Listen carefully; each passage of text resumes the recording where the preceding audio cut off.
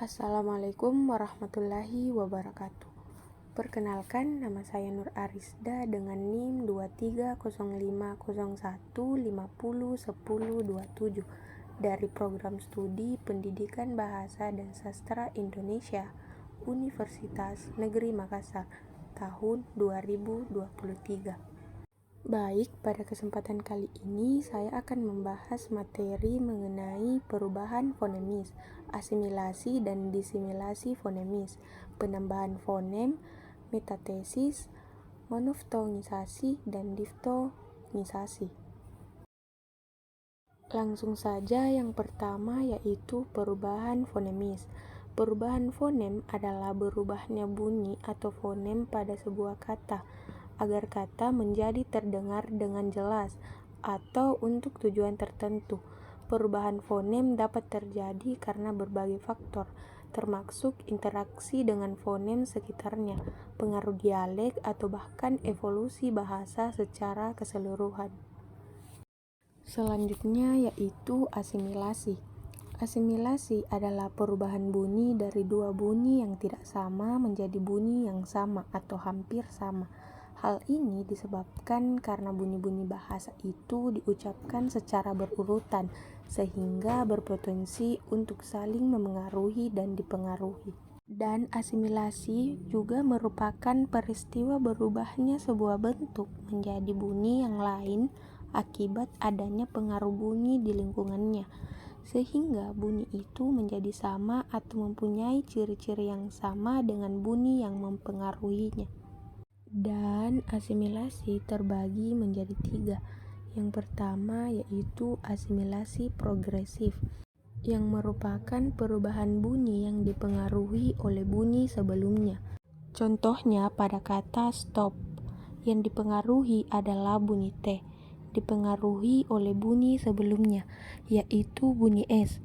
Huruf S dibentuk di palatal, sedangkan T dibentuk di alveolar atau dental. Dan jika ada huruf S sebelumnya apalagi diucapkan secara cepat, maka T tidak lagi ada di dental, seakan-akan huruf T dibentuk di palatal, seperti halnya bunyi S, karena S yang memengaruhi bunyi tersebut. Contohnya, stop, stop, stop, stop, stop, stop, seakan-akan hilangnya huruf T, padahal ada. Yang kedua yaitu asimilasi regresif, merupakan perubahan bunyi yang dipengaruhi oleh bunyi setelahnya. Contohnya pada kata Sabtu. Fokus pada B dan T. Huruf B merupakan huruf bersuara, sedangkan huruf T dan P merupakan huruf tak bersuara. Huruf T berpengaruh terhadap bunyi B ketika kita ucapkan kata Sabtu. Lebih identik pada kata Sabtu karena huruf T adalah huruf tak bersuara, sedangkan B merupakan huruf bersuara. Dan yang ketiga yaitu asimilasi resiprokal, merupakan perubahan kedua bunyi yang saling memengaruhi. Contohnya pada imbuhang meng ditambah kata sapu menjadi menyapu, di mana dua-duanya berubah. Dan yang selanjutnya yaitu disimilasi. Disimilasi adalah perubahan bunyi dari bunyi yang sama atau mirip menjadi bunyi yang tidak sama atau berbeda. Contohnya, Sakjana berasal dari bahasa Sanskerta yang awalnya karena ada huruf J yang sama sehingga tidak enak untuk disebut Sakjana, sehingga disimilasi harus dilakukan pada kata Sakjana. J berubah menjadi R yang menjadi kata sarjana, karena yang disepakati pada masa itu merupakan sarjana. Selanjutnya yaitu penambahan fonem. Penambahan fonem pada suatu kata pada umumnya berupa penambahan bunyi. Penambahan fonem dalam bahasa Indonesia semakin hari semakin bertambah seiring keperluan tuturan.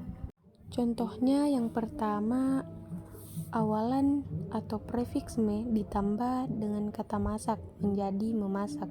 Yang kedua, kata satu ditambah akhiran atau sufikan menjadi satukan. Yang ketiga, kata tapak ditambah sisipan atau infiks el menjadi telapak. Yang keempat yaitu awalan atau prefiks me ditambah kata rasa dan ditambahkan lagi akhiran atau sufiks kan menjadi merasakan. Selanjutnya yaitu metatetis, merupakan perubahan bunyi berdasarkan perubahan urutan fonem sehingga menjadi dua bentuk kata yang bersaing, atau merupakan dari satu kata dapat menghasilkan kata lain dengan membalikkan urutannya.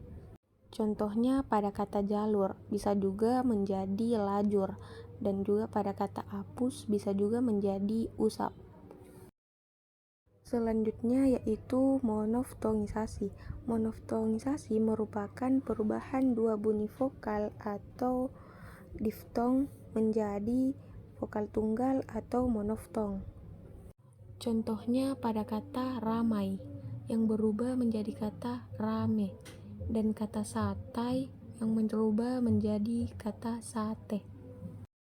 Selanjutnya yaitu diftongisasi, merupakan perubahan bunyi vokal tunggal atau monoftong berubah menjadi vokal rangkap secara berurutan atau disebut diftong. Yang tadinya vokalnya monoftong atau cuma satu, tetapi ketika dibaca menjadi tidak baku menjadi diftong. Misalnya pada kata sentosa yang berubah menjadi sentausa. Perubahan diftongisasi terjadi pada vokal tunggal o ke vokal rangkap au atau au. Baik, itulah penjelasan saya mengenai materi perubahan fonemis, asimilasi dan disimilasi, penambahan fonem, metasesis, monoftongisasi, dan diftongisasi. Jika ada kesalahan kata, mohon dimaafkan. Sekian dan terima kasih. Wassalamualaikum warahmatullahi wabarakatuh.